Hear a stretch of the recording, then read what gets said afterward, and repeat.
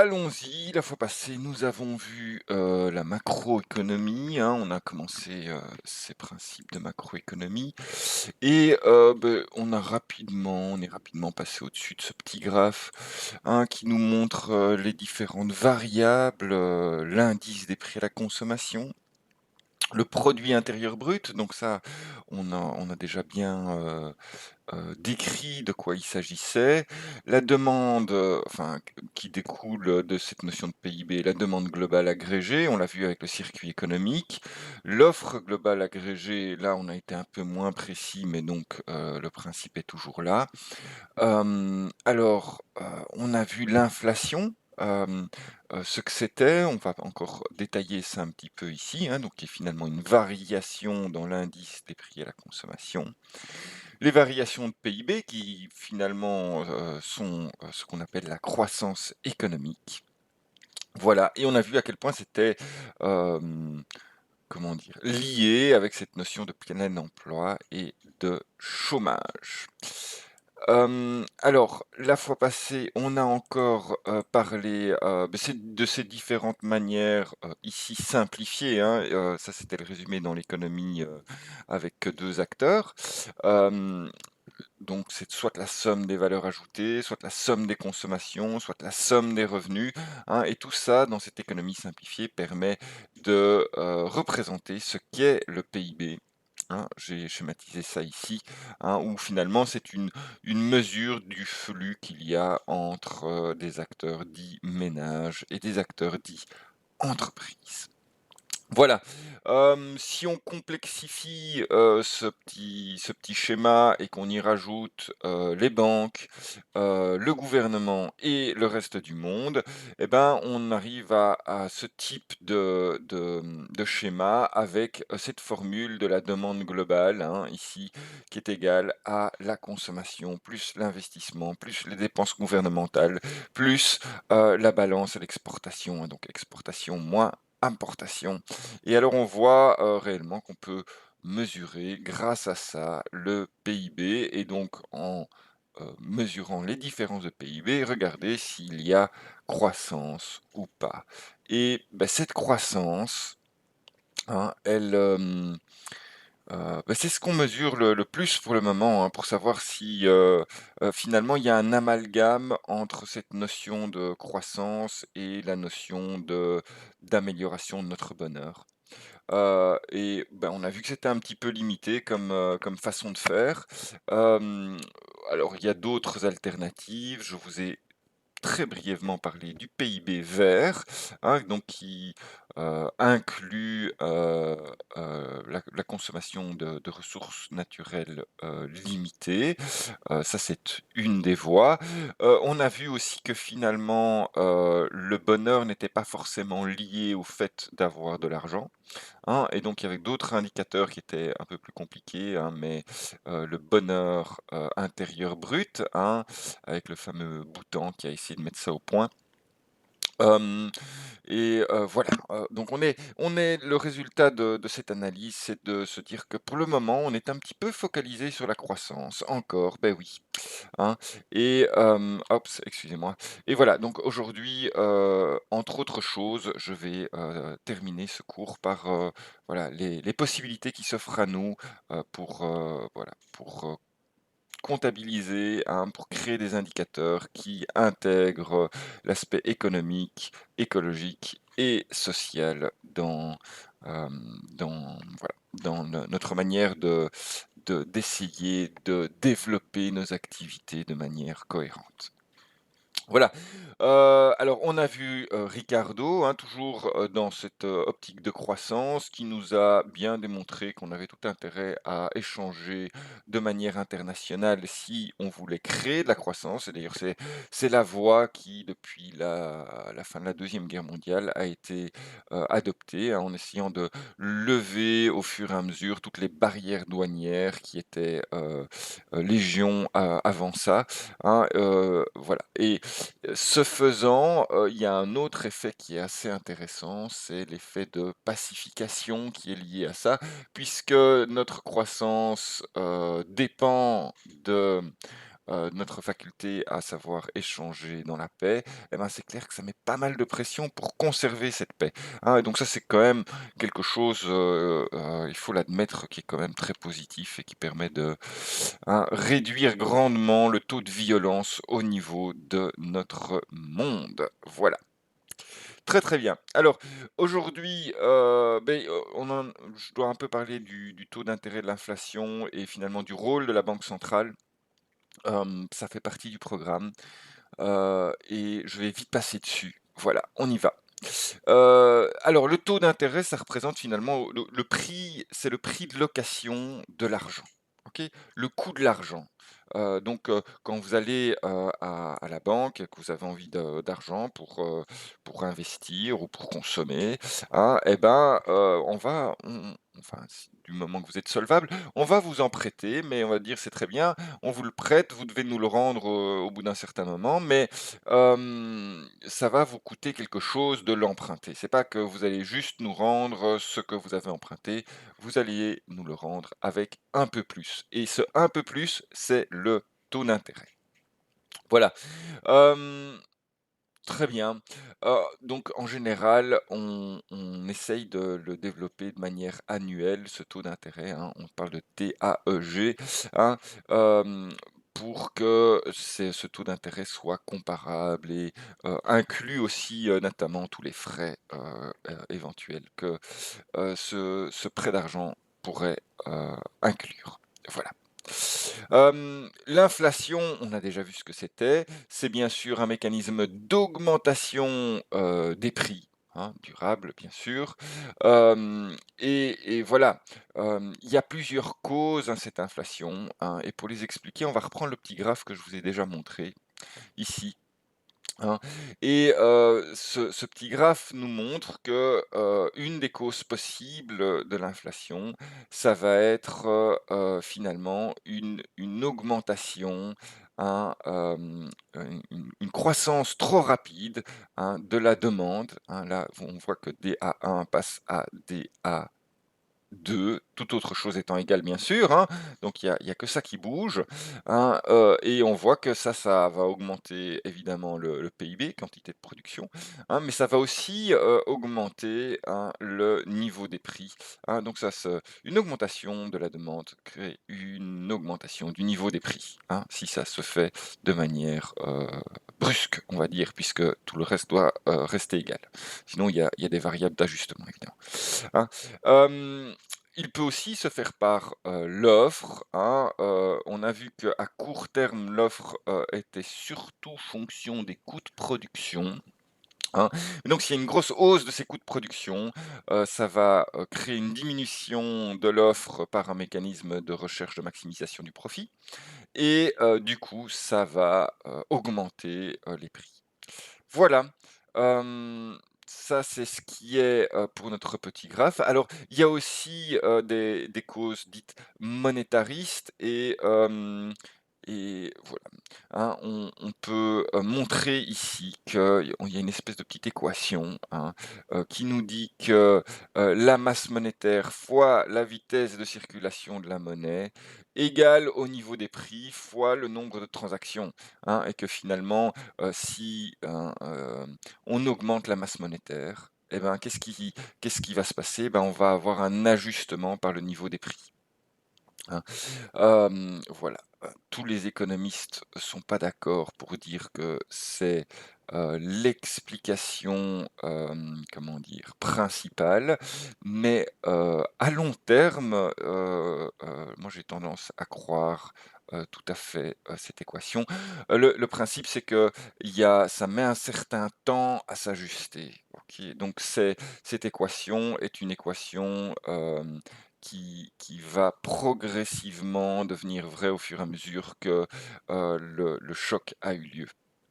Hein, et c'est pour ça que, les keynésiens, eux, ils pensent plutôt à court terme et c'est clair que, si on injecte de la monnaie à court terme et ben, ça pourrait faire, un petit coup au pied, aux fesses, je veux dire un petit coup de pied aux fesses, de l'économie et se dire que tout d'un coup, il va y avoir du cash disponible pour être dépensé et pour autant qu'il ne soit pas économisé, ce cash, disponible et ben, ça pourrait relancer un petit peu l'économie et si hops, on reprend la masse monétaire juste derrière, et ben ça peut, je dis bien, hein, relancer l'économie.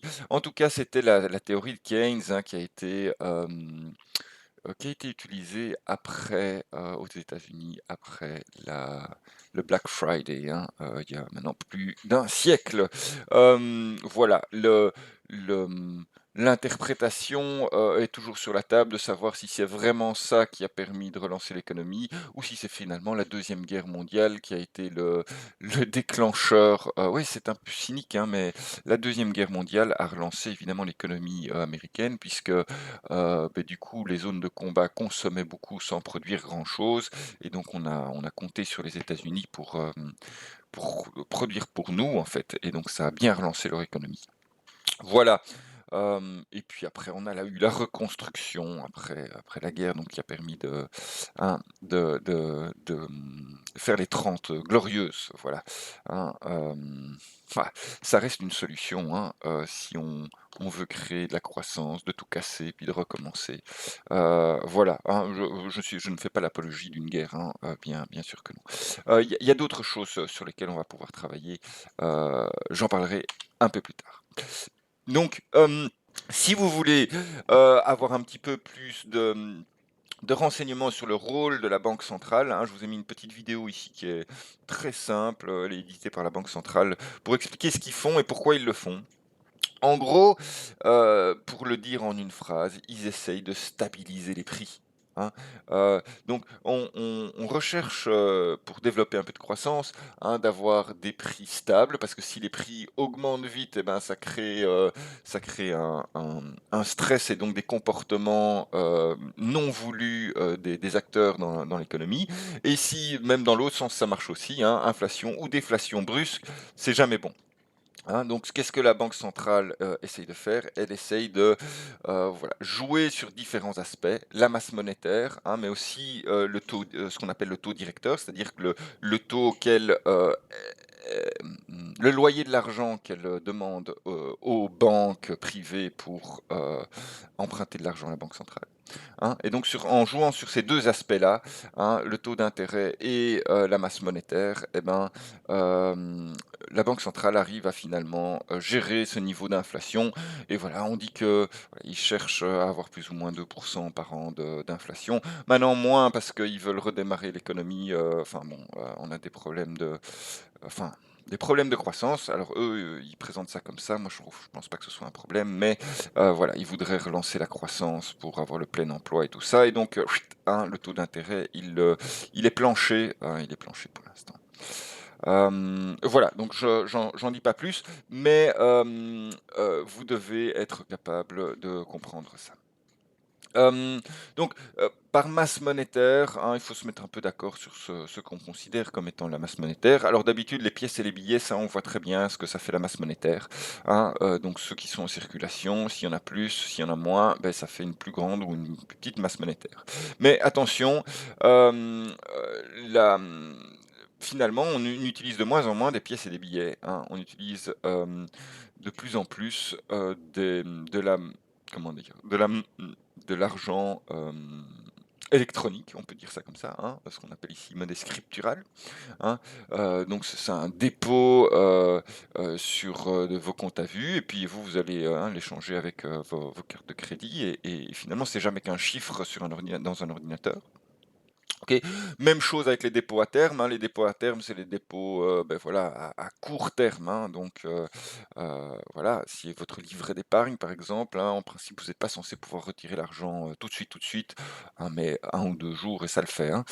Donc voilà, ça, on appelle ça aussi la masse monétaire et puis, on va rajouter à ça, hein, certains titres, titres, émis par des institutions financières, finalement, c'est un petit papier qui dit que vous êtes propriétaire de quelque chose, hein, par exemple d'une SICAV, Société d'investissement à capital variable, hein, tout ça, c'est des gros mots finalement, mais ça en gros, c'est un papier qui vous dit que vous êtes propriétaire de quelque chose, mais donc fatalement, ça augmente aussi la masse monétaire parce que ce papier, vous pouvez l'échanger.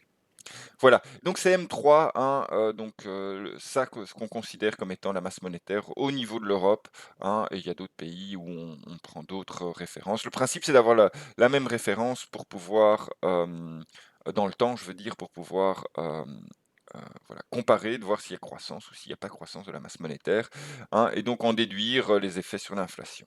Voilà, si vous voulez un peu plus de renseignements là-dessus, hein, vous pouvez regarder cette petite vidéo. Très bien. Alors, le jeu de rôle que vous devez être capable de faire, hein, c'est de pouvoir faire le lien entre, la BCE qui augmente ou qui diminue, le taux directeur et l'effet, hein, parce que c'est le moyen d'action, hein, voilà, privilégié de la banque centrale, hein, c'est-à-dire de jouer sur ce taux d'intérêt qu'elle demande aux banques.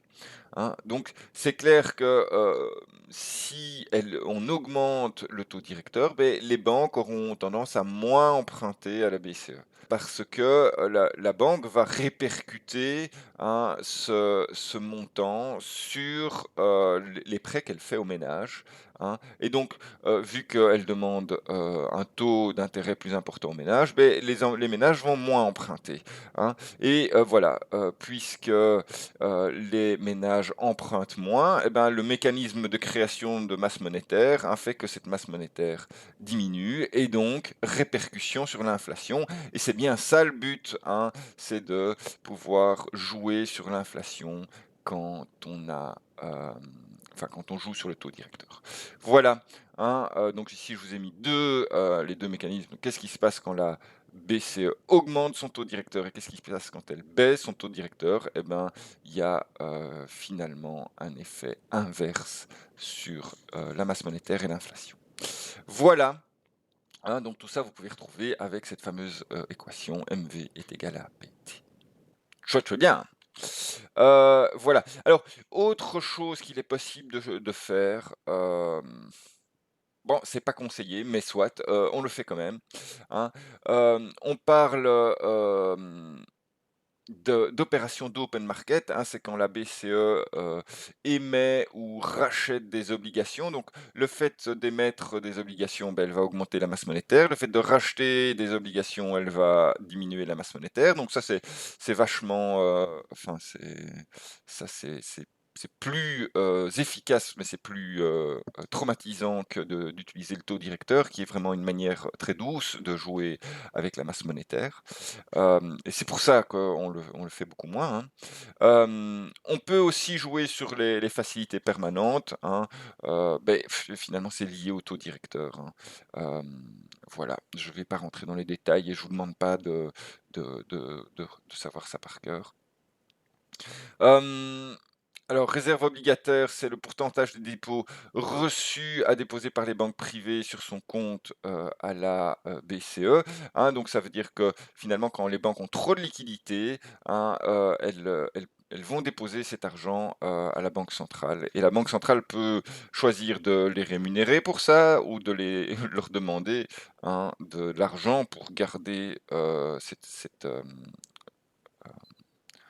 leur argent, des frais, hein, et évidemment, ça va, jouer sur le fait que les banques aient plus envie de laisser cet argent en dehors de l'économie ou de la réinjecter via des prêts, dans l'économie. Voilà, et finalement la planche à billets, ou sa version moderne qui est le quantitative easing, hein, qui est simplement le fait d'imprimer des nouveaux billets, hein. Donc c'est pour augmenter la masse monétaire, c'est très, très violent comme manière de faire, hein. Ça augmente la masse monétaire, et donc le but c'est allez, comme je l'ai dit tout à l'heure, de mettre un coup de pied aux fesses de l'économie pour hops, avoir un peu de liquidité pour la faire retourner. Mais évidemment, attention, attention, attention, s'il y y a quelqu'un qui se met à imprimer des billets, beh, ça joue sur la psychologie, hein, des gens qui investissent et ils se disent: «Ouais, mais si moi je mets tellement d'énergie à essayer de reproduire mes billets, hein, à faire du profit si vous voulez, et vous, vous les imprimez juste derrière comme ça, ex nihilo, hein, à partir de rien, beh, ça va pas, ils vont pas être très contents les investisseurs». Hein, et donc c'est pour ça qu'on joue avec cette planche à billets avec grande prudence, hein, ou version moderne, le quantitative easing, c'est un principe un peu plus compliqué, hein, mais le résultat est le même, ça revient au même que d'imprimer des billets. Voilà. Hein, et donc si vous voulez, en savoir un petit peu plus sur le quantitative easing, vous pouvez regarder cette petite vidéo, qui n'explique que partiellement ce que c'est finalement. Je rappelle que c'est un mécanisme quand même relativement complexe. Voilà. Très, très bien. Pop, pop, pop, oui, ça on a déjà vu. Très bien. Super. Alors, on peut passer à la dernière partie de ce cours, hein, qui est finalement,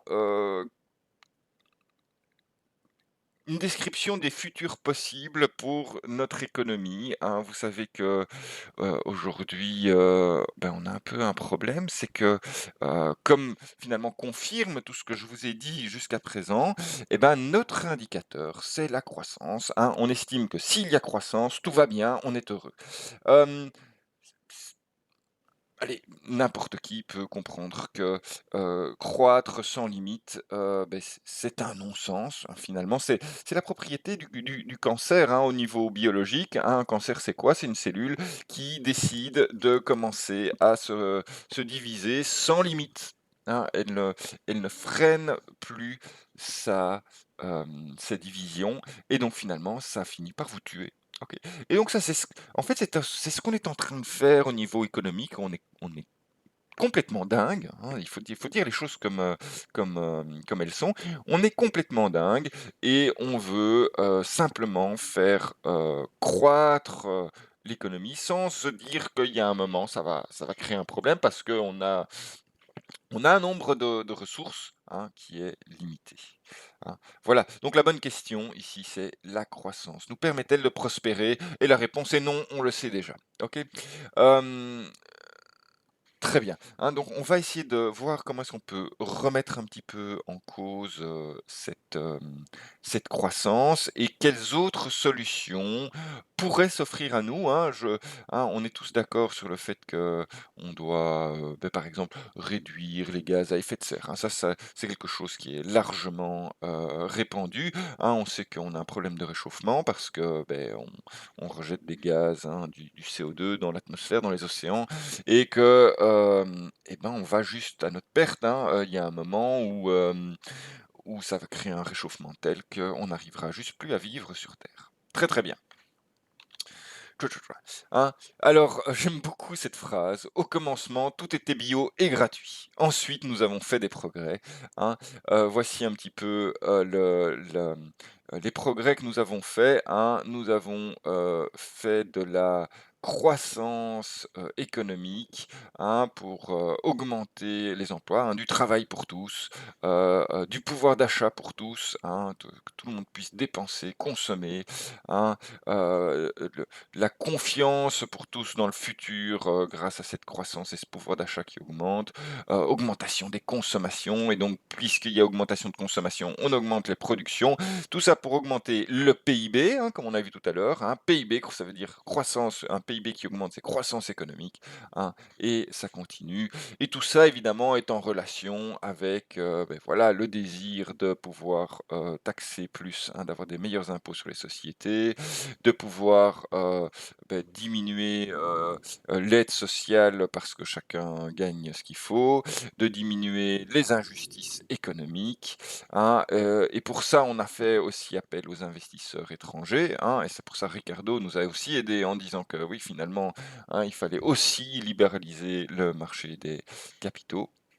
hein, plus de rentrées fiscales et donc plus de recherche en développement, d'innovation qui nous permettent de nouveau d'entretenir cette croissance économique, hein. Voilà un petit peu de notre plan jusqu'à maintenant, hein, notre plan jusqu'à maintenant, mais attention, attention, 1 € c'est différent qu'une unité de consommation, de ressources naturelles et ça nous pose problème, hein. C'est comme si on n'avait pas le bon outil de mesure. Très, très bien. Alors, beh, cet outil de mesure, on est encore en train de le chercher, hein, mais on a un concept qui explique bien ce à quoi on devrait arriver, hein.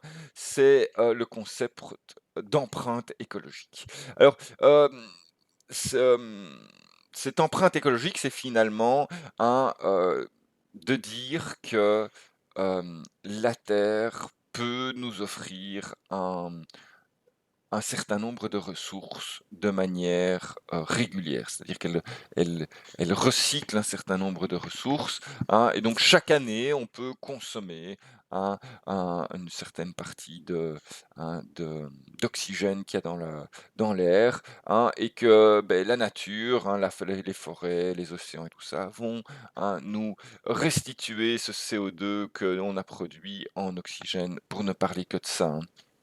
Bien sûr, il y a des tas d'autres variables, mais voilà, on est assez, orienté juste, sur, la création de gaz à effet de serre, hein, donc on peut juste penser avec ça, c'est déjà bien, hein, et puis, donc une fois qu'on a bien compris ce concept d'empreinte écologique, donc qui est ce que, la Terre nous permet de consommer, chaque année, hein, c'est ça? Ou par unité de temps, on va dire comme ça, hein. On a pris cette unité de temps, on l'a mis sur 1 an et on a regardé par rapport à ce qu'on consommait vraiment, hein, quand est-ce qu'on arrivait à, avoir consommé, l'entièreté des ressources que la Terre est capable de régénérer en 1 an, hein, et beh, voilà, si on voit, avant allez, disons avant hem, 1950, hein, on arrivait, hein, quasiment à faire le tour. On arrivait quasiment à faire le tour et depuis, hein, grâce à cette sacro-sainte, croissance économique et ben, en fait, on consomme, bien plus vite. On consomme bien plus vite, excusez-moi, on consomme bien plus que ce que la Terre peut régénérer en 1 an et donc on mesure finalement le jour, auquel, beh, l'ensemble des ressources est atteint, hein, et on voit que, beh, pour l'instant on est autour du 1er août, hein. 1er août, on arrive enfin, on essaye de stabiliser, hein, grâce à des tas de mesures, mais c'est toujours trop. On est toujours autour moyenne, au niveau du monde, hein, 1,7 terres consommées par an, hein. Hem Donc ça, c'est si, voilà, on continue jusqu'au 31 décembre et qu'on se dit: ben voilà, combien en plus on a consommé 1,7 terre et ceci, alors que dans cette consommation, il y a un tas de personnes, qui vivent quasiment de rien, hein, dans d'autres pays. Donc voilà, il s'agit quand on fait la moyenne, ici en Belgique, par exemple, hein, beh, on se rend compte que c'est encore beaucoup plus que 1,7, hein. Donc il y a vraiment, voilà, un problème là, hein. Alors maintenant, la manière de le calculer est discutable, hein, que ce soit la production de CO2, parce qu'il y a plein de variables différentes, hein. Mais, même si cette manière de calculer est discutable, et qu'elle nécessite probablement dans le futur de nombreuses discussions, le principe est là, OK? Nos ressources sont limitées. OK? Et 1er corollaire de ce principe, nous sommes en échec écologique total, total. C'est-à-dire que, hem, et ben, on consomme plus que ce que la Terre nous offre. Ça c'est évident. Alors, et c'est pas un peu plus, hein, donc on peut, chipoter sur cette manière de calculer, mais c'est pas un peu plus. C'est vraiment beaucoup plus, hein. Et alors, si seulement, ça nous permettait que tout le monde vive bien, hein, heu, mais en plus, malgré ça, on a encore une part importante de la population qui vit sous le seuil de pauvreté, hein. Donc c'est un échec écologique, mais c'est aussi un échec social. OK.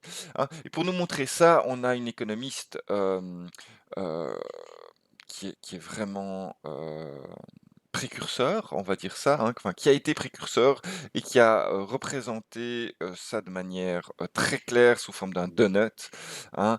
Kate Raworth, qui, pour moi est la nouvelle Adam Smith, pour moi, on devrait commencer nos cours d'économie par ça, OK?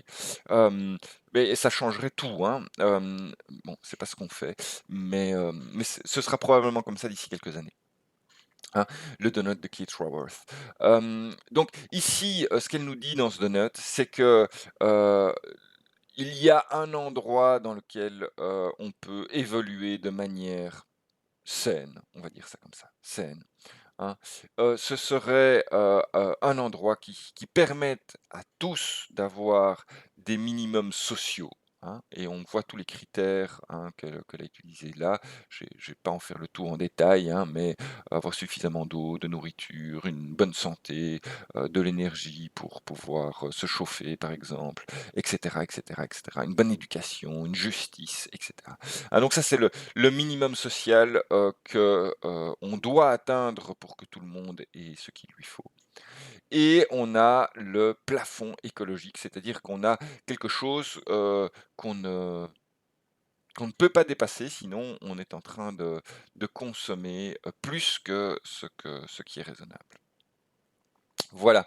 Hem et donc, on voilà, le but ici et ces indicateurs ne sont pas encore, super construits. Enfin, en tout cas, il y a pas un consensus international sur ces, différents indicateurs. Ça va prendre un peu de temps, hein, mais voilà. Ça passe en tout cas ça nous fait passer en tout cas d'une notion de maximisation de la croissance à une notion qui, selon moi, est quand même vachement plus saine, de se dire que, on cherche un équilibre dynamique entre 2 contraintes, qu'on en veut assez pour tout le monde, mais pas trop pour la planète. Voilà.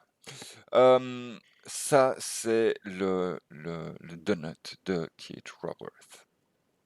Voilà, donc, pour l'instant, on échoue, comme je disais, on échoue sur les deux zones, donc ça veut dire qu'on dépense plus sur plein de critères que notre, plafond écologique et que quasiment sur tous les critères, sociaux, on a des gens qui manquent de tout, au niveau mondial, au niveau mondial.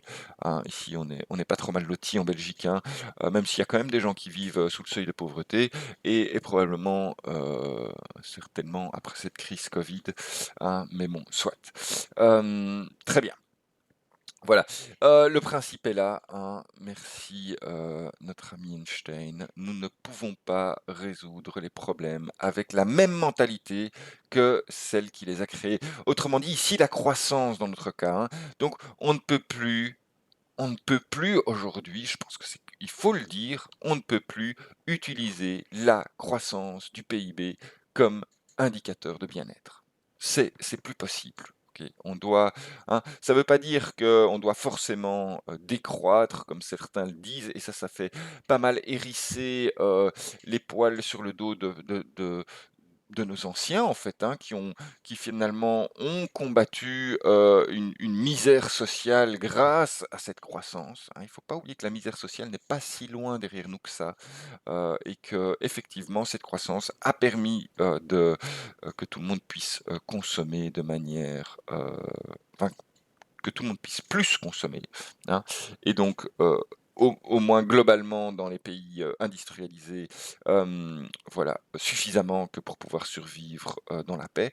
Mais, malheureusement, on ne peut pas continuer à utiliser cet indicateur-là, auquel cas, on irait droit vers notre mort collective, disons les choses comme elles sont. Très, très bien. Alors oui, c'est pas évident, donc ici on a une petite protection, bon on l'a mis, en 2010, là on était à une planète et demie. Si on continue, si on fait une projection, linéaire sur, l'augmentation, de consommation, écologique, hein, hem on va arriver à notre perte, hein.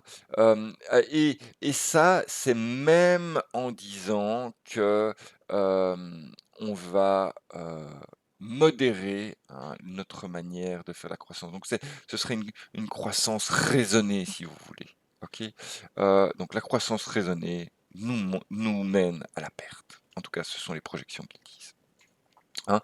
Hem, il y a qu'une solution, hein, c'est de retourner, hein, et pour ça, il va falloir, voilà, trouver un système qui va nous permettre de rapidement réduire, hein, cette consommation, hein, et vous voyez que le graphe, il date d'il y a quelques petites années, et on n'y est pas, hein. Pour le moment, on n'y est pas. Alors je sais que, hein, on s'engage à faire plus, et ça, je trouve ça très positif, et je crois qu'avec la crise covid, on s'est rendu compte qu'on pouvait le faire si on le voulait, hein. Si on peut arrêter l'économie pour un virus, on peut arrêter l'économie pour notre survie collective, hein. Il y a pas de C'est pas impossible. Voilà, hein. Mais on a un problème structurel, hein. Finalement, c'est notre fonctionnement même, hein. C'est pas qu'on soit de mauvaise volonté ou quoi que ce soit. Je suis persuadé que tout le monde est de très bonne volonté, mais c'est un problème structurel qu'on a, qui ne nous permet pas de, de répondre aux attentes, de l'économie. Voilà. Alors, pourquoi est-ce que, on a un souci, avec simplement ça, hein? Puisque ici, c'est la trajectoire que j'ai mis au-dessus, hein, moderate business as usual. Donc ça veut dire finalement essayer de rendre notre business plus efficace, hein, plus efficace, c'est-à-dire finalement consommer moins pour faire plus, hein. Et donc on se dit: «Bah, voilà, si on consomme moins pour faire plus, on va consommer moins de ressources de la planète», et le raisonnement n'est pas idiot, tel quel, hein, mais le problème, c'est que on a ce qu'on appelle, souvent, hein, un effet rebond, hein. Parfois individuellement, c'est pas le cas, mais en tout cas au niveau, global, hein, si tout le monde, arrive à réduire ses consommations, et je vais prendre ici comme exemple, voilà, une voiture qui consommerait la moitié, de l'essence, puisque c'est ce qu'on a fait. On a des super ingénieurs, hein, qui travaillent d'arrache-pied sur ces voitures pour les faire consommer moins, disons les choses comme elles sont, hein. Mais qu'est-ce qui se passe si cette voiture consomme moins? En fait, on va dépenser moins d'argent pour remplir, heu le réservoir de notre voiture, et puisque on dépense moins d'argent pour remplir ce réservoir, on va, on va, comment dire? Dégager des possibilités financières pour faire d'autres choses, hein, et par exemple, on ira partir, hein, en voyage une fois de plus par an, hein, et donc là, l'économie qu'on a fait due à l'augmentation de l'efficacité, d'une main, finalement, on va la redépenser de l'autre main. On va avoir ce qu'on appelle un effet rebond, hein, et donc cette augmentation de l'efficacité ne permet pas, hein, de gérer les consommations au niveau, mondial. Très bien. 2e voie, hein, donc la première voie, alors c'est pas parce que c'est pas, suffisant que c'est pas nécessaire, hein, on est bien là, hein. Donc première voie, rendre nos consommations plus efficaces, mais attention, c'est pas suffisant. Si on ne fait que ça, ça ne sert à rien, hein, ça ne sert à rien, voilà. 2e solution, à utiliser évidemment, de manière concomitante, hein, c'est régénérer, hein. C'est la fameuse économie, circulaire, hein, donc effectivement, on vient d'une économie linéaire où de manière basique, on a ce qu'on appelle une filière, hein, qui va, pomper des ressources naturelles, et ces ressources naturelles, elle va les voilà, en faire des produits finis, et une fois qu'on a utilisé nos produits finis, on les jette. Hem, alors le fait de les jeter, du coup, hein, il y a juste à voir la quantité de trucs que vous jetez dans vos poubelles, hein, ces poubelles, on doit bien les mettre quelque part, en fait, hein, alors que qu'on les enterre ou qu'on les brûle, finalement ça, hein, ça réintègre, hem, la nature, et ça la pollue. Voilà, hein, donc ils disent voilà, et c'est pas bête, hein, ils disent: «Ben, on va faire plutôt que de faire du linéaire, on va faire du circulaire». C'est-à-dire que, nos déchets, oui, voilà, on va partir de là. Nos déchets, et ben, on va tenter de les régénérer, hein, c'est-à-dire de les réutiliser quelque part d'autre dans les circuits économiques, et ce chemin faisant, on va diminuer le nombre de déchets et on va donc diminuer le nombre de comment dire? De ressources utilisées et ponctionnées sur, l'environnement. Alors ça, on se dit: «Bon, ben c'est pas mal ça, hein». C'est pas mal, ça va nous permettre de bien réduire notre consommation et on espère de pouvoir retourner dans les limites du donut, hein. Ben, il y a plein de piliers, hein, à ce circulaire, hein, on peut vite, passer, en revue, hein. Alors la première chose, c'est d'essayer de s'approvisionner de manière durable, c'est-à-dire de s'approvisionner en utilisant les déchets de quelqu'un d'autre. OK, hein. La deuxième, c'est, ce qu'on appelle l'éco-conception, c'est-à-dire que, on va, essayer que l'utilisation de ce qu'on produit, hein, génère le moins de dégâts possible, hein.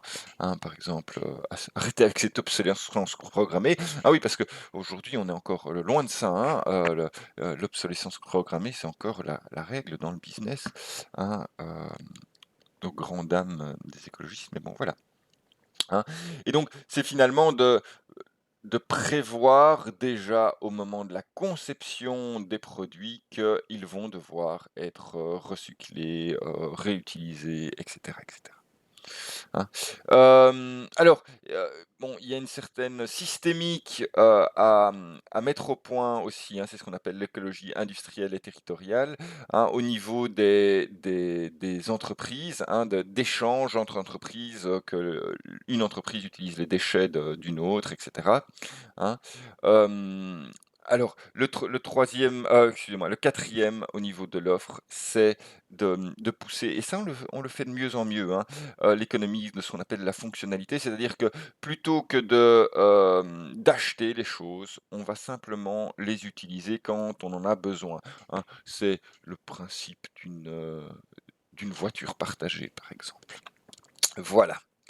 Hem Bon, alors ça c'est au niveau de l'offre. Au niveau de la demande, il y a aussi des choses, hein, qui seront évidemment en lien avec ce qu'on a fait au niveau de l'offre, hein. On peut, consommer de manière, responsable, en faisant le choix d'acheter des choses qui polluent moins, voilà. En faisant le choix de consommer ensemble, hein, mais donc ça va avec l'économie de la fonctionnalité, hein. En faisant le choix, d'utiliser les choses de manière à, ce qu'elles, durent le plus longtemps possible, hein, donc de prendre soin de ce qu'on utilise, hein, et donc c'est nouveau lié, hein, à l'allongement de la durée d'usage, hein, réemployer, réparer, réutiliser, hein, voilà, toutes les Repair Café et autres sont un peu dans cette, mouvance-là, et finalement la gestion des déchets, hein, on peut recycler, hein, au sens large, hein. Recycler au sens large. Voilà, hein, 3 domaines d'action et 7 piliers. Hem, Ça a l'air super sexy comme ça, et ça nous est vendu comme tel. Heu, Bah, j'y ai cru moi honnêtement, hein, quand on me l'a raconté, j'y ai cru. Il y a un monsieur, je lui ai mis sa petite photo là, François Grosse, qui était, ingénieur chez Veolia. Veolia, c'est leur business, hein, le recyclage, et il a pris un petit congé sabbatique, dans sa boîte Veolia, et il a réellement, fait une analyse chiffrée de l'effet de la circularité, et il est revenu, vers son employeur. Il a dit: «Beh, c'est bien ce qu'on fait, mais c'est pas suffisant, c'est pas suffisant». Donc le rôle de cette circularité, hein, est marginal, pour toutes les matières premières dont le taux de croissance de la consommation n'est pas inférieur à 1% par an. Waouh! OK. Ça veut dire quoi? En gros, ça veut dire que, on a beau mettre en place tous ces principes de circularité, de recyclage et tout ça, hein, de manière, hyper forte même, hein.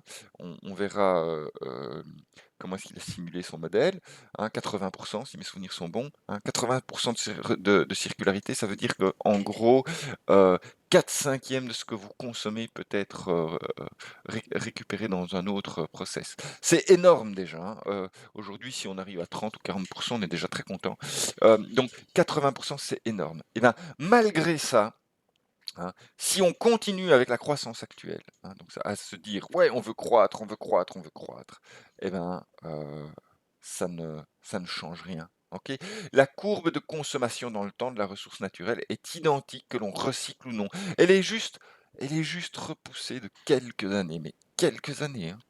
Donc voilà. Ah voilà, elle est là cette, cette courbe, hein. Donc on voit la courbe en très plein, hein, qui est finalement, notre utilisation de ressources, telle qu'on la voit maintenant, exponentielle, hein, croissance exponentielle. Et en pointillé, on aurait la même courbe, hein, si on suit le même chemin de croissance économique, mais en recyclant 80 hein. Et qu'est-ce qu'on voit? Eh ben, on voit que en fait, il y a juste une soixantaine d'années de différence, hein. Donc on rallonge finalement, on se donne une petite rallonge de 60 ans, mais c'est rien 60 ans, hein, en en si on regarde ça de manière, macroscopique, au niveau temporel, ben, en fait, ça change rien. Donc, on n'a pas d'autre choix que de ralentir la croissance. C'est ça la conclusion. Si on veut survivre, il faut arrêter de croître. Il y a pas de on peut pas passer à côté. OK, voilà. Hem, oui, hein, et d'ailleurs, ici, on montre à quel point, donc sur le graphe de gauche, hein, on montre à quel point, nos ingénieurs, il faut dire les choses comme elles sont, nos ingénieurs ont été excessivement bons pour diminuer la consommation de ressources, naturelles par unité produite. Ils ont ils ont vraiment fait du boulot de fou là, hein, pendant ces 30 dernières années. Et on a vu que la consommation des ressources a pourtant n'a pas cessé d'augmenter. OK? Donc c'est la preuve finalement, hein, empirique, que réduire notre, consommation, et augmenter la circularité est loin de faire le job, hein. Parce qu'on voit à quel point ils ont été bons là, et à quel point, on est mauvais à droite, hein. Voilà, c'est comme ça. Alors, évidemment, la question, pour vous, futurs entrepreneurs, c'est comment faire du business sans exploiter les effets rebonds, hein? C'est-à-dire sans prendre en otage la logique d'innovation par la logique capitaliste.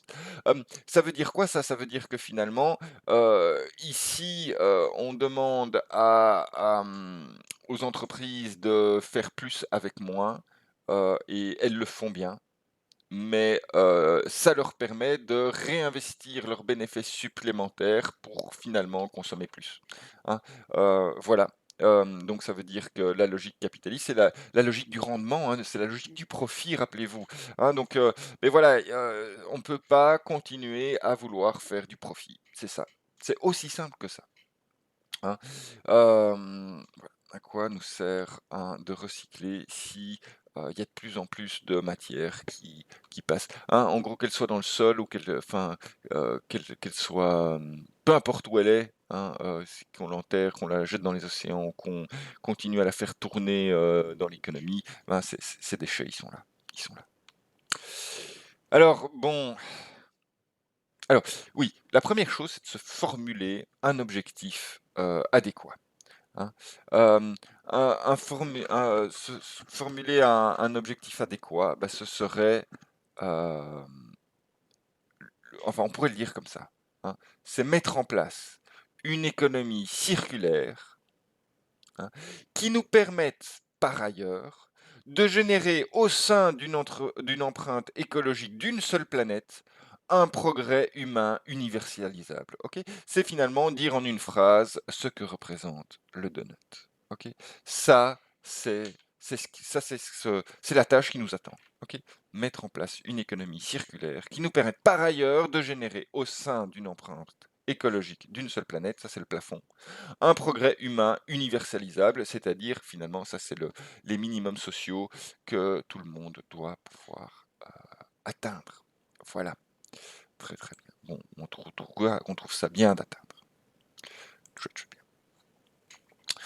Bon, alors pour ça, ce qu'il faut, c'est premièrement, hein, il nous faut ce qu'on appelle une économie de suffisance. J'aime pas trop ce terme, mais comprenez par suffisance, il faut qu'on détermine quel est le minimum, hein, qu'on désire atteindre, euh, socialement, je veux dire. Et au-delà de déterminer ce minimum, se contenter de ce minimum. Ok, c'est pas évident, c'est un gros changement de mentalité, hein, ici. C'est se contenter de ce minimum. Voilà. Alors, si on se contente de ce minimum, eh ben, on peut arriver relativement rapidement à retourner vers le niveau d'une planète, hein. Mais donc, il faut d'abord, mettre les mentalités en place. C'est pas suffisant, hein. C'est nécessaire, mais c'est pas suffisant, hein. Voilà. Euh, une économie circulaire, génératrice ni dépendante d'une croissance continuelle. Ok. Certains auteurs l'appellent permacircularité parce qu'il y a circularité, mais il y a aussi permanence là-dedans. Ok. Hein, et ça fait un lien avec les concepts de permaculture qui datent d'il y a quand même déjà quelques années, hein, la révolution hippie de nos parents, hein. Donc en fait, la mentalité, elle est déjà là depuis plus de 60 ans, en fait, 70 même, hein. Voilà, on a pris déjà 70 ans de retard. Ah, ça fait mal à le dire, ça fait mal de le dire. Voilà. Ah, donc voilà, ça c'est la première chose. Il faut ça. Ok. Donc la suffisance, c'est s'auto-limiter finalement, hein. Donc c'est un choix volontaire, hein, de s'auto-limiter, individuellement pour pouvoir survivre collectivement. Voilà, hein. Donc l'empreinte d'une planète, c'est pas une idéologie, hein, mais elle pourrait être une donnée comptable, et scientifique. Ça veut dire on pourrait, mettre sur papier, calculer finalement qu'est-ce qu'on est capable de, qu'est-ce que la Terre est capable de produire en une année ou en une période de temps déterminée, hein. Hem, voilà. C'est complètement dingue. Ce qu'on fait aujourd'hui est complètement dingue, hein. Je veux dire, on est dans le non-sens absolu, hein. On est dans l'irrationalité en se disant qu'on va continuer, hein, à vouloir consommer plus, à maximiser notre satisfaction, à maximiser le profit. C'est complètement irrationnel. On se comporte comme des fous. On se comporte comme un cancer, en fait. Voilà. Euh, voilà. Qu'est-ce que ça veut dire aujourd'hui être rationnel et scientifique? C'est faire tout ce qu'il est possible pour que tous les systèmes, peu importe comment est-ce qu'on les délimite, ils peuvent être délimités au niveau d'un individu, d'une famille, d'une organisation, d'une société. euh, mais voilà, il faut que tous ces systèmes ne consomment pas plus que l'empreinte globale d'une planète. Ok. Euh, voilà, la suffisance, finalement, c'est le niveau d'intelligence collective qu'on veut atteindre, hein. Donc ça veut dire effectivement, heu, mettre en place, hein, des énergies renouvelables, du circulaire, hein, de l'économie de la fonctionnalité et 2, voilà, délimiter ça, hein, et dire que de toute façon, tout ça ne peut pas consommer plus qu'une certaine limite. Les critères de circularité, on a essayé de montrer ici qu'est-ce qu'il en était. Le niveau -1, et je trouve ça très bien qu'ils soient en négatif là, hein. Le niveau -1, c'est ce qu'on fait actuellement. On essaie d'être plus efficient, de recycler, hein, de faire un peu de fonctionnalité, etc., etc. Mais c'est pas suffisant, c'est pas suffisant. Il faut encore ralentir la croissance macroéconomique. Ok. Alors, si on le formule comme ça, on va jamais y arriver, hein, mais comment est-ce qu'on pourrait dire? On pourrait dire refuser les effets rebonds. Ok. C'est encore, voilà, formulé de manière négative, mais c'est un peu, c'est un peu difficile. Comment est-ce qu'on pourrait le formuler de manière positive? C'est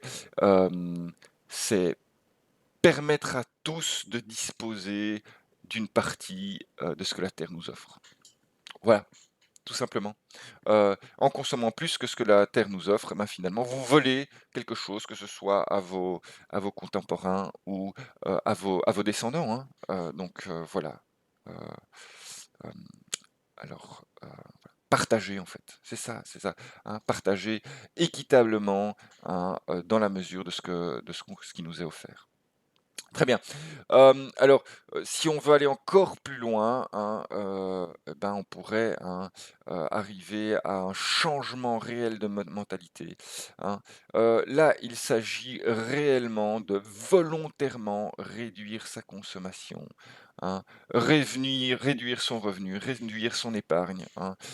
Les gens qui font ça, on les prend pour des tarés aujourd'hui, bon, il faut dire ce qui est. Mais en fait, c'est c'est ce changement de mentalité dont on a besoin, enfin en tout cas en partie, pour trouver des personnes qui seront volontaires pour expérimenter une nouvelle manière de vivre. Voilà, hein. Et finalement, quand on regarde dans les anciens, moi j'aime beaucoup regarder les anciens, hein, je veux dire hein, les humains qui vivaient dans l'Antiquité, pour dire les choses comme elles sont.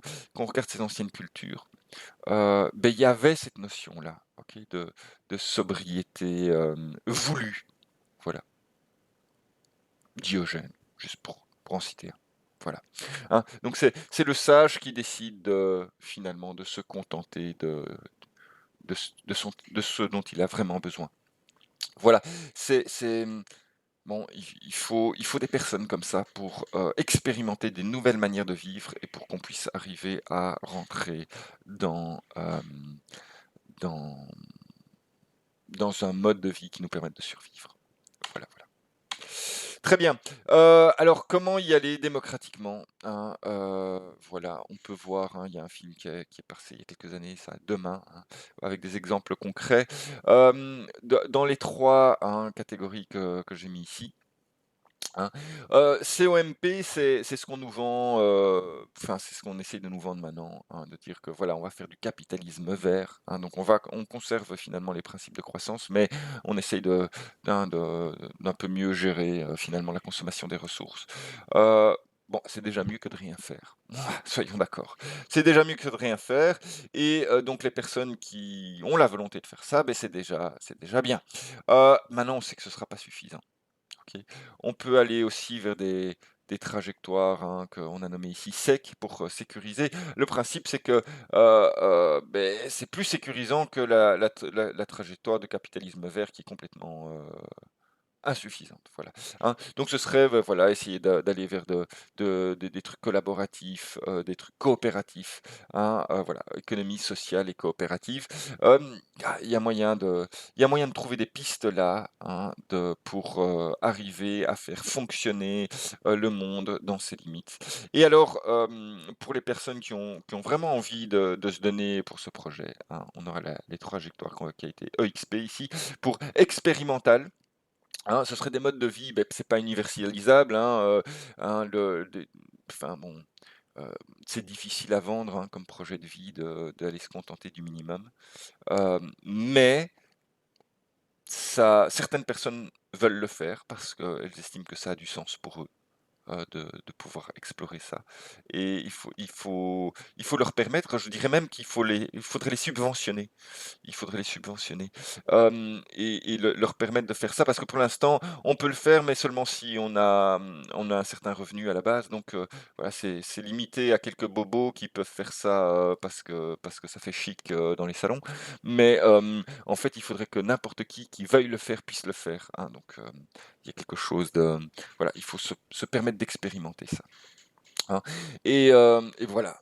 Là, parce que, hein, c'est clair que si on oblige les gens à faire ça, ça va pas fonctionner. Il faut trouver un moyen de le faire démocratiquement, hein et voilà le type de schéma qu'on pourrait, avoir, hein, 3,6 aujourd'hui. Ça, c'est plus ou moins, voilà ce qu'on consomme, ici en Europe, hein, 3,6 planètes, par habitant. Enfin bon, je veux dire, l'équivalent de si tous les habitants consommaient comme nous, on consommerait 3,6 planètes.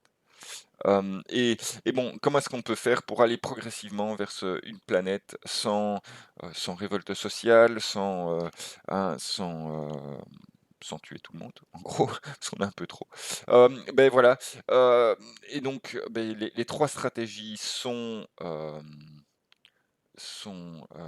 possibles, hein, et le principe du triangle que vous voyez, c'est de se dire: ben voilà, tout le monde peut expérimenter ce qu'il veut, du moment qu'on reste dans ce cadre. Et le principe qu'on fait aujourd'hui, et on le fait bien au niveau de l'Europe, hein, c'est de se dire: ben voilà, on a un objectif d'ici 2050 ou d'ici 2030, on veut arriver là, hein, et tant que vous faites quelque chose dans cette limite, tout va bien. Hein. Donc c'est d'avoir une espèce de norme, collective, hein, avec ces 3 manières de fonctionner, hein. Je crois honnêtement, pas, au système du capitaliste vert. Bon, c'est mieux que rien, mais je pense qu'à long terme, c'est pas du tout, soutenable. Hein, mais on va avoir des choses au niveau expérimental et au niveau, coopératif, hein, qui vont pouvoir se combiner pour essayer de faire des choses. Voilà, je reste positif, hein, je reste positif. Hein, on peut aussi dire qu'on n'y arrivera pas et puis on va tous crever, mais bon, voilà. Hein. Voilà. En termes d'entreprise, ça veut dire que bon, voilà, hein, on peut commencer par un modèle d'affaires efficace. Il faut continuer avec de la circularité et puis finalement arriver vers une notion de suffisance, c'est-à-dire une notion de consommer exactement ce qu'on a besoin et pas un gramme de plus. Ben, l'attitude qui est attendue, hein, c'est de faire de la circularité, mais dans le but d'un objectif clair, hein, la réduction de l'empreinte globale et des flux globaux d'énergie et de matière, hein. Donc et l'enjeu principal là, c'est que les économies qu'on va faire en faisant de la circularité, hein, et ben, on va devoir finalement se débarrasser du profit qu'on a fait, hein. C'est ni plus ni moins ça, se débarrasser du profit, hein, et probablement on pourra le réinvestir pour subventionner les gens qui font des expériences, extrêmes. Voilà, hein, ça c'est la banque alternative suisse qui le dit. C'est des gens sérieux ça, ouais. Hem Voilà. Alors quels sont les principes, moraux, hein? Parce que, c'est un peu démoralisant quand vous essayez de faire ça parce que en fait, la vérité, c'est que tout le monde ne veut pas faire ça et que le faire tout seul, alors c'est pas que c'est un non-sens, mais c'est que c'est pas suffisant, c'est sûr. Alors le principe moral qu'on nous propose, c'est de se dire que voilà, si tout le monde se comportait comme moi ou comme nous, hein, en tant qu'organisation, hein, et ben, ça suffirait, hein, à à faire en sorte qu'on ne consomme qu'une seule planète. OK? Ça, ce serait déjà pas mal. Se dire que voilà, si tout le monde fait comme moi, ben, ça c'est OK, on peut tenir comme ça. Tout en sachant que, beh, voilà, les autres vont pas forcément du premier coup faire comme vous, hein, mais, une fois que vous avez montré que c'est possible, beh, c'est plus facile de venir les convaincre de faire la même chose. Voilà. Ce serait utopique de demander aux autres de le faire alors que vous l'avez déjà pas fait vous-même. Et une fois que c'est fait, il va falloir se débarrasser des économies réalisées, hein, pour autant qu'il y en ait, et donc finalement de se contenter d'une certaine suffisance, en termes de bénéfices. Alors aujourd'hui, on l'entend pas beaucoup, hein, j'ai quand même eu, une petite formation là sur la circularité au niveau de Bruxelles et je me suis étonné, mais les choses n'ont pas été présentées comme ça je peux vous assurer, hein. Il y a pour l'instant, il y a peu de gens qui tiennent ce discours et pourtant on va droit là, hein, il faut y aller vite en plus. Donc voilà, on compte sur cette génération actuelle pour le faire. Alors, quel serait le modèle moral, hein? Donc, on l'a bien dit, hein, vous avez, un engagement, écologique, donc une autolimitation intelligence, avec, un équilibre, bénéfice-production, hein, qui nous permettent d'être et de rester économiquement viables, tout en étant socialement, comment dire? Socialement dans les clous. Hem, si c'est possible, OK, eh ben, on va développer cette activité. Si on se rend compte à un moment que c'est pas possible, eh ben, idéalement, il faudrait abandonner l'activité. OK? Ça, c'est dur à faire, hein. Ça veut dire que pour l'instant, en tant qu'étudiant, on vous dit: «Beh, voilà, trouvez un endroit où il y a moyen de faire du fric et lancez-vous». Ici, ça donne une contrainte, supplémentaire, hein. Ça veut dire que trouver un endroit où il y a moyen de survivre économiquement, regarder si, cette survie économique, est OK d'un point de vue, social et écologique et si c'est pas possible, ne le faites pas, hein. Alors qu'il y aurait moyen de faire du fric, mais ne le faites pas. OK, pas évident. Hem Si jamais vous arrivez à trouver un endroit où il y a moyen de survivre économiquement,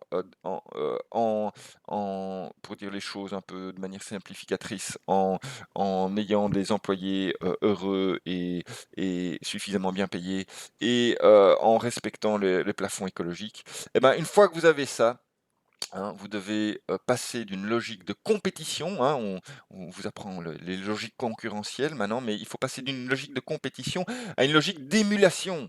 C'est-à-dire que finalement, vous devez essayer de convaincre, vos concurrents, hein, de collaborer avec vous et dire: «Voilà, nous on arrive à le faire, faites-le aussi». Hein. Ne le faites pas, ne le faites pas pour moi, faites-le pour vous, pour qu'on puisse survivre ensemble, hein, et pour ça, on aura besoin de coopérer, de composer ensemble, et cetera, hein. Pas évident comme changement de mentalité. Voilà, hein. Donc le principe, c'est de se dire, beh, si tout le monde dans son coin arrive à faire que lui consomme l'équivalent d'une planète, si tout le monde faisait comme lui et que chacun s'y met, eh ben, on arrivera à le faire ensemble. Mais donc pour l'instant, beh, ce qu'on fait a plutôt, valeur d'exemple que de réussite globale, hein. Mais si certains le font, eh ben, il y a pas de raison que les autres ne le fassent pas. Hein, ça, c'est le discours, enfin, en tout cas, c'est un discours tenable, hein, les autres discours sont plus difficilement tenables. Quels sont les outils qu'on a à notre disposition pour faire ça? Hein? Le premier, c'est un outil de comptabilité, OK? C'est-à-dire que, pour l'instant, on compte notre argent, hein. La comptabilité, c'est ça, on compte notre argent. Il faut compter d'autres choses. Il faudrait faire une comptabilité écologique intégrale, c'est-à-dire avoir un certain nombre de polluants, hein. Pour l'instant, c'est facile de le faire avec le CO2, par exemple, enfin «facile» entre guillemets, hein. Ce serait concevable de le faire avec le CO2, mais il y a plein d'autres choses, hein, on connaît les problèmes du coltan, par exemple, on connaît, voilà, de tous les métaux lourds en règle générale, hein, et cetera, et cetera. Donc il faudrait, idéalement, en avoir, au minimum 10 ou 20 et peut-être 1000, OK? Compter, mais alors là, ça nous paraît un peu, ça nous paraît un peu beaucoup. Ça ne veut pas dire qu'il n'y a pas moyen de le faire, hein. Je pense que vu le niveau écologique actuel, le niveau, technologique actuel qu'on a, il y a tout à fait moyen de faire ça, hein, d'avoir une comptabilité, de tous les polluants, OK? Donc ça, ce serait, un outil à mettre en place. Hein. 2e outil, avoir, un modèle d'affaires, un business model orienté vers la suffisante, hein.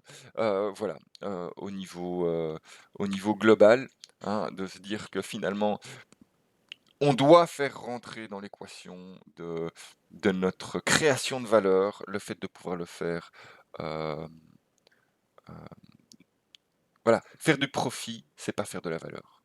Faire de profit, faire de la valeur, c'est faire du bonheur. Voilà, c'est atteindre les minimums sociaux, hein, et une fois qu'on a ça, en fait, on est heureux. Il y a pas besoin d'aller, hein, il faut pas oublier que l'argent, finalement, c'est un facteur hygiénique, hein.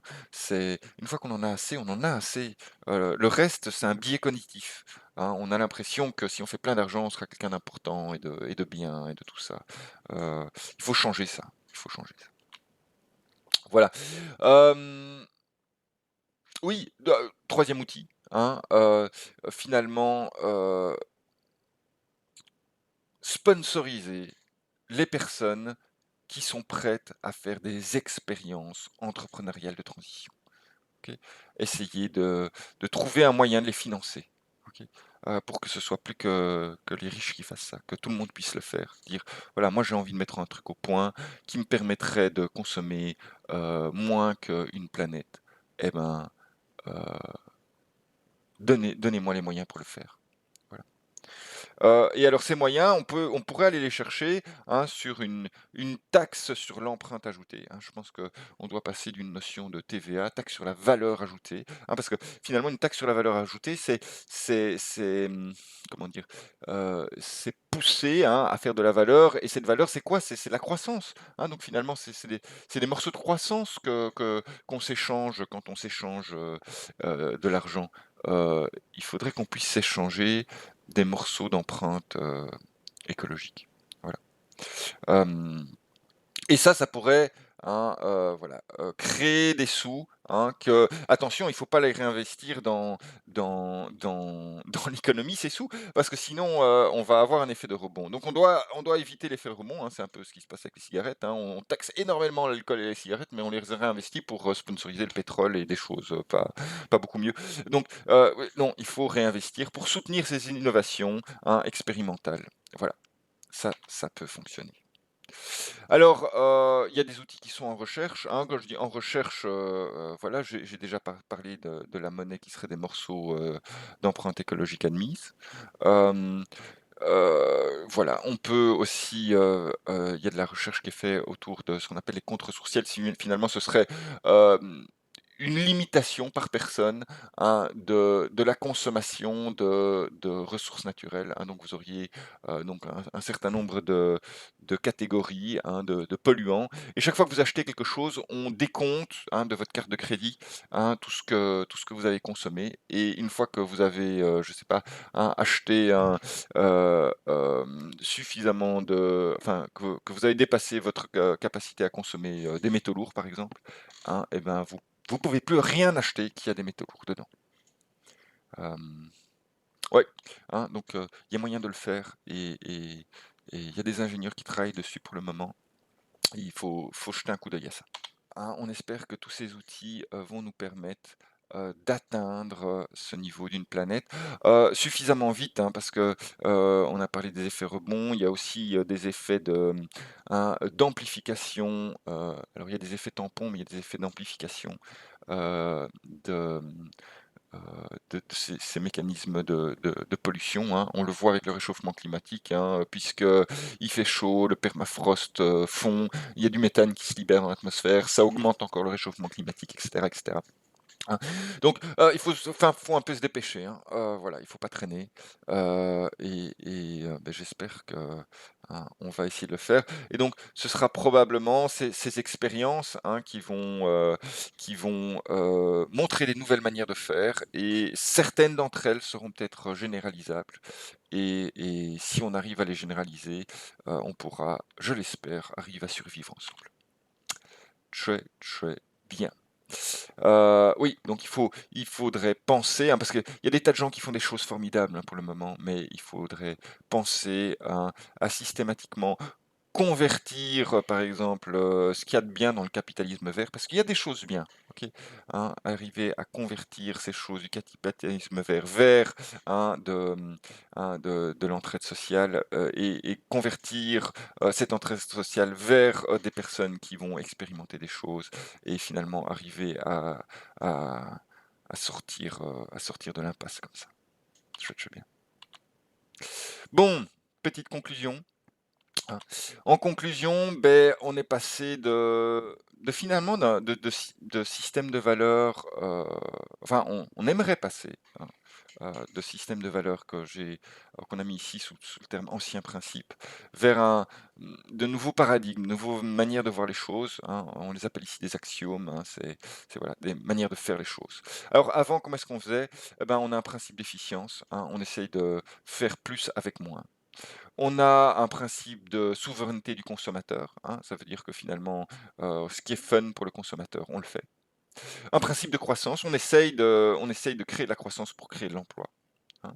Un principe de loin des yeux, loin du cœur, c'est-à-dire qu'on se débarrasse de nos déchets, hein, facilement, à moindre coût, et du moment qu'on ne le voit pas, on l'enterre, c'est bon, quoi, hein. Et un principe d'accélération, c'est-à-dire que finalement, on essaye d'avoir une croissance exponentielle, hein, voilà. Bon, pour l'instant, on n'y arrive pas. À la limite, c'est bien, hein, qu'on n'y arrive pas, finalement, ça nous montre, la limite de ce raisonnement aussi. Les nouveaux principes, ce serait un principe d'intermittence. Alors par rapport à l'efficience, l'intermittence, plutôt que de maximiser, on essaye d'équilibrer. Ok, c'est un peu de maximiser. Le problème, c'est que on se focalise sur quelque chose de, comment dire, sur l'argent, sur le profit. Et le fait de se focaliser, on crée un déséquilibre. Ok, il s'agit de remettre l'équilibre au centre de nos préoccupations. Un principe de suffisance, celui-là on l'a déjà assez développé, hein, ni trop peu ni trop, hein, juste ce qu'il nous faut, ça c'est l'idéal, hein.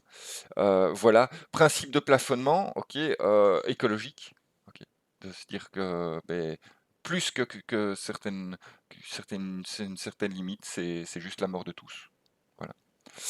Et un principe des sources, hein, hem voilà, c'est, appliquer strictement une durabilité forte. OK, ça on a un peu moins développé cet aspect-là, mais bon, il s'agit durabilité forte, ça veut dire finalement, hem, ne pas consommer, ne pas consommer à la place des générations futures.